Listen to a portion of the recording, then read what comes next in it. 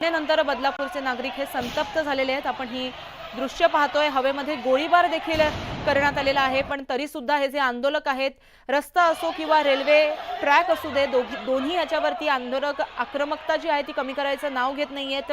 तितक्याच आक्रमकपणे आपल्या भूमिकेवरती ते ठाम असल्याचं कळतंय। सकाळी 7 वाजल्यापासून पालकांनी आणि बदलापूरकरांनी शाळेबाहेर आंदोलन केलंय। जोपर्यंत आरोपीवर कारवाई होत नाही तोपर्यंत आम्ही हटणार नाही, अशी त्यांची भूमिका आहे। बदलापूरची घटना ही निषेधार्ह असं कृत्य करणाऱ्या लोकांना मी तर म्हणतो, मागे आंध्रामध्ये कसं शूट केलं होतं अशा गुन्हेगारांना अशीच मला असं वाटतं शिक्षा देण्याची आवश्यकता आहे। गुन्हेगार मोकाट सुटलेले, याला कारण सत्ताधारी हेच गुन्हेगारांना संरक्षण देतात, अशा प्रकारची स्थिती आहे। मग या घटनेचा निषेध करत असताना गुन्हेगारावर कडक कारवाई व्हावी अशा प्रकारची मागणी आम्ही करतो। असे बुद्धीचे आणि असे राक्षस विचारधाराचे जे लोक आहेत त्यांना भर चौकामध्ये आणून त्यांना पहिले फाशी दिली पाहिजे। आणि आमचे गृहमंत्री सक्षम आहे, पण असे बुद्धीचे जे लोक आहे, असे राक्षस विचाराचे जे लोक आहे, त्यांना आता कायद्याचा काही भीती राहिली नाही। तर त्याकरिता आमची सरकार आणि आपले गृहमंत्री साहेबांना मी विनंती करते की असे बुद्धीचे लोकांना, असे विचारधाराचे लोकांना, की लहान मुलांना, लहान बाळांना सुद्धा ते सोडत नाहीये। हे असे जे नराधाम असतात ना, यांना रस्त्यावर चिरडून मारलं पाहिजे। कायदा गेला उडत, मी बोलतोय जबाबदारीने बोलतोय, एक लोकप्रतिनिधी म्हणून। 4-4 वर्षाच्या मुलीवर अत्याचार,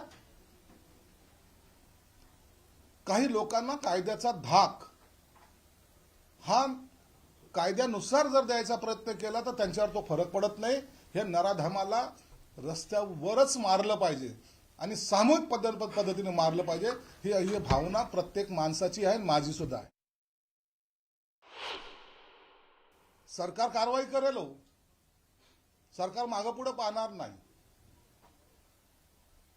परंतु काल यूपी मध्ये जसा एक निर्णय घेतला तसं या सरकारला सुद्धा आता निर्णय घ्यायची आवश्यकता आहे। या महाराष्ट्रामध्ये माझ्या बहिणीशी, माझ्या आईशी, माझ्या सर्व महिलांशी, ती कोणत्याही जाती धर्माची असो, तिच्यावर जर अत्याचार होत असेल तर त्याची गय केल्या जाणार नाही, हा एक संदेश आता द्यायची गरज आहे। त्या बदलापूर त्या रेल्वे स्टेशनवर हजारोचा समुदाय आलेला आहे।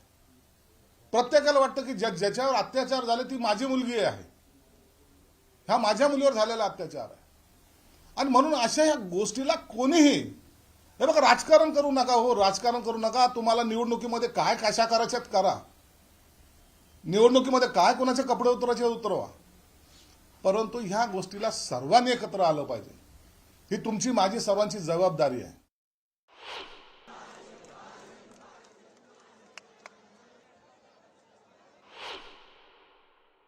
या हरामखोर क्रूरकर्म्याला फाशीचं होणार। या घटनेमध्ये 2 तासात आरोपीला पोलिसांनी त्या ठिकाणी अटक करण्यात आली आहे। बदलापुरात नागरिकांच्या भावनांचा उद्रेक झाला असून रास्ता रोको, रेल रोको सारखी आंदोलनं त्या ठिकाणी सुरू झाली आहेत। आरोपीच्या मुसक्या आवळण्यासाठी गृह खाते अलर्ट मोडवर आहे। गृहमंत्री देवेंद्रजी फडणवीसांनी घटनेची गंभीर दखल घेतली असून त्यांनी पोलिसांना योग्य सूचना सुद्धा या घटनेच्या तपासासंदर्भात दिल्या आहेत। या प्रकरणामध्ये संस्थेची सुद्धा चौकशी करण्यास पोलिसांना सांगण्यात आले। दोषींवर कठोर कारवाई करण्याचेही आदेश देण्यात आलेले आहेत। 18 तारीखला याची तक्रार पालकांनी केली। ही जवळजवळ 12 तासांनी त्याची दखल घेण्यात आलेली नव्हती आणि त्याच्यामुळे संबंधित खात्याच्या ज्या पीआय आहेत त्यांची सुद्धा गृहमंत्र्यांनी तातडीने तिथून बदली केलेली आहे। त्याच्यानंतर शाळेला आम्ही नोटीस बजावलेली आहे, कारण ही शाळेची जबाबदारी असते, त्याच्यामुळे शाळेला नोटीस बजावलेली आहे। आणि शाळेच्या मुख्याध्यापिका अर्चना आठवले, तिथल्या क्लास टीचर दीपाली देशपांडे आणि तिथं असिस्टंट कामिनी गायकर आणि निर्मला भोरे यांना ताबडतोब निलंबित करण्यात आलेलं आहे। रामा शिंदे नावाचा जो गुन्हेगार आहे त्याच्यावर पोक्साच्या कलम 74, 75 आणि 76 याच्याखाली ह्या अक्षयवर गुन्हे दाखल केलेले आहेत.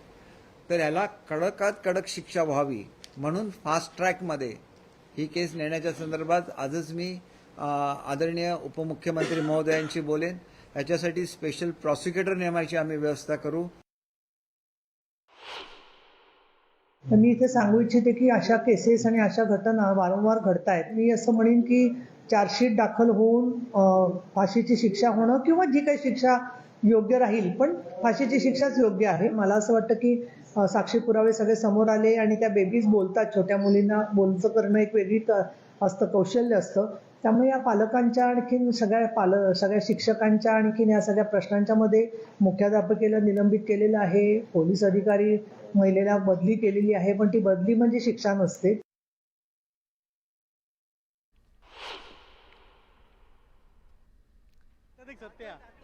तर बदलापूरच्या प्रकरणावरती अनेक प्रतिक्रिया येताना आपल्याला